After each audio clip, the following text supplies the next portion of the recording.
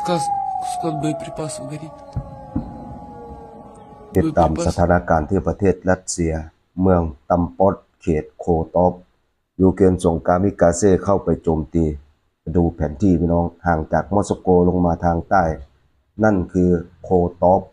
ประมาณ500กิโลเมตรออกจากตัมปอดไปหาโคตอฟประมาณ23กิโลเมตรข่าวแจ้งว่าเป็นสถานที่ผลิตอาวุธของรัสเซียโดยเฉพาะไอ้พวกผงดินปืนชนิดต่างๆเสียงไซเรนดังข้ามวันข้ามคืนเพื่อบ่งบอกให้คนรัสเซียได้รู้ว่าตัวเองกำลังเข้าสู่ยุคของสงคราม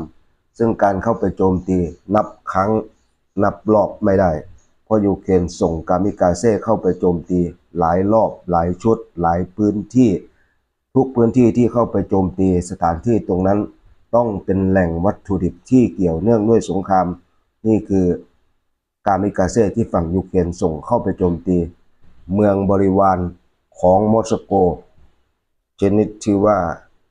มึงเล่นกูได้กูก็ถล่มมึงได้อย่าคิดว่ามึงมีอาวุธคนเดียวกูก็มีอาวุธเหมือนกันมึงถล่มกูก็ต้องถล่มมึงไม่หยุดกูไม่จบมึงไม่จบกูถล่มต่อ